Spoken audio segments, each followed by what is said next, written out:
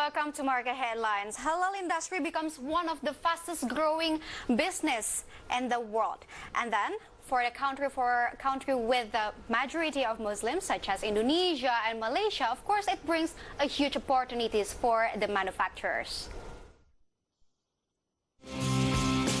The global halal industry is expected to reach 2.6 trillion by the year 2023, exhibiting a compound annual growth rate of more than 11% during 2018 to 2023.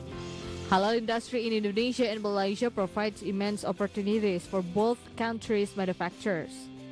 The impact of COVID-19 pandemic has sent global trade into a stumbling block and forced Malaysia to recalibrate its 50 billion ringgit target in halal exports, a target set earlier for this year. In Indonesia's side, despite COVID-19 pandemic, government escalates to develop halal industry, not only becoming consumers but also producers. This acceleration is marked by the issuance of Presidential Regulation Number 28 of 2020 concerning the National Committee for Islamic Economics and Finance, whereas one of the mandates is the development of the halal product industry. From all sources for IDX Channel.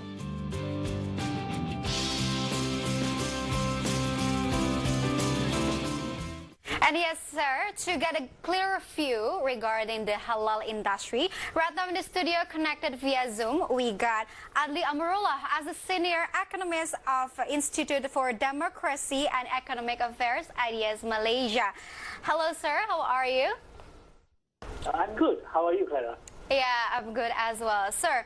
So, as we know that Muslim populations in the world reaching 3 million people, and of course, this brings opportunity for us as a country with a huge majority Muslim. So, can you explain that? Can you elaborate what are actually the common things between Indonesia and Malaysia in developing this halal industry, since we got huge opportunity here? Well, we have actually two big common things between Malaysia and Indonesia. So, as you mentioned just now, we both are majority Muslim countries, and this actually the first common ground that we have that actually created the demand in the market. So, the idea is simple. If there is no demand, there will be no supply, isn't it? So that's why when our both countries is actually a majority Muslim countries, indirectly we created a lot of demand for halal industry, and that is where we can develop together. The second thing that we have in common is actually the institution of religious authority to actually handle the halal industry. So I'm sure in Malaysia and Indonesia as well, we have a central religious authority that actually produce or come out with a halal certificate. So without this institution, halal industry wouldn't have the opportunity to develop. And these are the common ground that both countries can actually be used to further enhance the halal industry in the economy. Oh yes, sir. Regarding about the common grounds that we have, actually in Indonesia we have halal product assurance law number 13 in 2014, and government must apply and requiring mandatory halal certifications for all halal products. And do Malaysia apply the same thing? Yes, we do have. We have a Trade Description Act 2011, which to promote good trade practice and prevent misinformation about halal product. Prior to 2011, people actually selling halal product and claiming that the product is halal without having go through a proper procedure or proper SOP from a religious authority. So after that, the government introduced a Trade Description Act that required all the businesses that selling halal product to actually have a proper halal certificate and to go through a proper procedure and SOP in order for them to sell halal product in the market. So we have somewhat a common ground in that sense of certification of halal product. Oh, I see, sir. But one thing to elaborate is that in here, Indonesia, we have a problem in applying halal certifications. Moreover, it's about the bureaucracy. And does Malaysia have the same problem with us? Well, to be honest, it is hard to say that we have a problem in the bureaucracy because we don't have a hard data or survey to talk about that. But based on my conversation with few businesses in Malaysia, generally majority of them agreed that obtaining halal certificate in Malaysia is relatively not easy. Meaning that for them to to find halal certificate in other countries is much more easier compared to Malaysia, not because of the bureaucracy problem, but because of a stricter requirement and stricter regulation set by the religious authority in Malaysia that actually set a very high bar for the company or any businesses want to get the halal certificate. So I would say to some extent, we have a very strict rule and strict requirement to get halal certificate, but in other perspective, it is not necessarily a bad thing, because to ensure a good requirement, a strict requirement, is where we can enhance the quality of the product within halal industry. Oh, I see. Does Malaysia's government try to ease the regulations? Yes, of course. I mean, there are a lot of movement of talking about trying to simplify the regulation for halal. But when we talk about halal and religion, it's actually very sensitive in the country. So whenever we want to simplify the process, we come in line with what the fatwa came in, what the religious authority think of.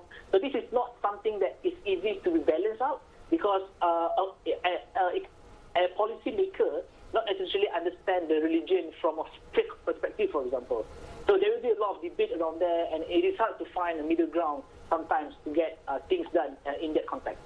Oh, I see, sir. And despite all the bureaucracy problems and stuff, Indonesia's halal industry is one of the sectors that is fastest growing in the nations. And we have actually 3 subsectors in here, Indonesia, that is really fast growing in terms of halal industry. First of all is culinary, second is cosmetic, and also the third one is fashions. How about Malaysia? Can you name at least 3 of the subsectors?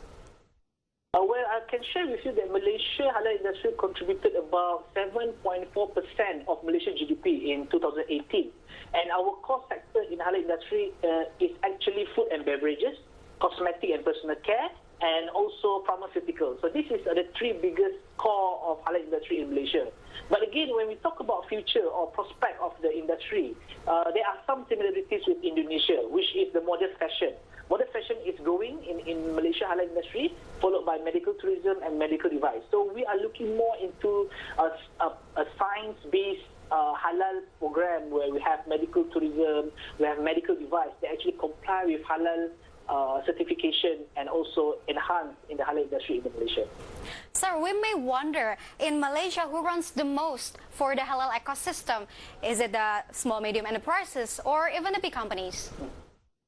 Well, it is a little bit mix of both. I don't have the hard data to share with you, but from what can I share with you or understand from the looking at the macro perspective, we can see that SMEs play a bigger role in halal industry when it comes to a market that have a very competitive environment. For example, food and beverages. Food and beverages industry in Malaysia is very competitive. And we can see a lot of SMEs play a big role in making sure that halal products being sold in the market, and they actually are very big that can export to other countries. On the other hand, a big company also play a bigger role in certain industry. For example, in pharmaceutical and also in medical industry. So these 2 industries require a very huge investment and research and development fund. So that's why a big company chip in to actually invest in the halal industry, to look more into the perspective of halal when it comes to medical as well as pharmaceutical.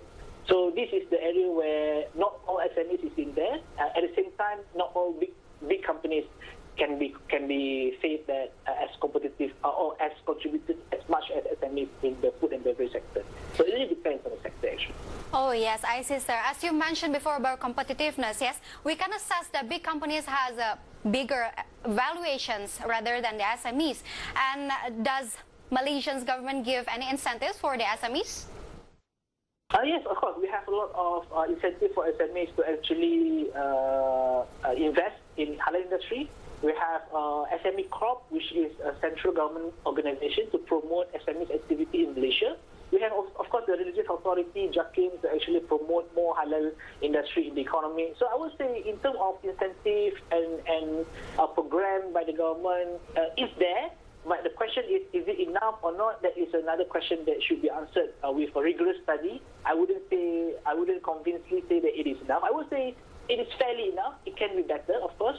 But then this is an area that should be carefully carved to ensure that halal industry can be further enhanced in the future. Yes. Yes, sir. Based on your statements, we know that Indonesia and Malaysia has the same conditions, more or less. So what do you think both countries should cooperate to develop these halal industry? So what they can develop, actually, one thing is the harmonization of halal certificate between Malaysia and Indonesia. As of right now, it is impossible for a business. Let's say I'm a business. I'm selling halal product in Malaysia. I have the halal certificate from Malaysia. I still have to apply for halal certificate in Indonesia if I want to sell halal product in Indonesia. So this is actually created the inefficiencies in the market. If we have a harmonization of regulation, meaning that if I have a halal certificate from Malaysia, it is also acceptable in Indonesia and vice versa. If we have this in future, I can foresee that the trade of halal industry between our country can be improved very significant and indirectly improve our export and improve our trade, which can enhance more for the halal industry in the long run. All right, sir. Thank you for your explanation, sir. Very well explained and very concise. Thank you for your time with us, sir. Thank you very much. Good evening, sir. Thank you very much. Stay safe. Good evening. Thank you. Yes, viewers, stay tuned to Market Headlines because we will be right back after this quick break.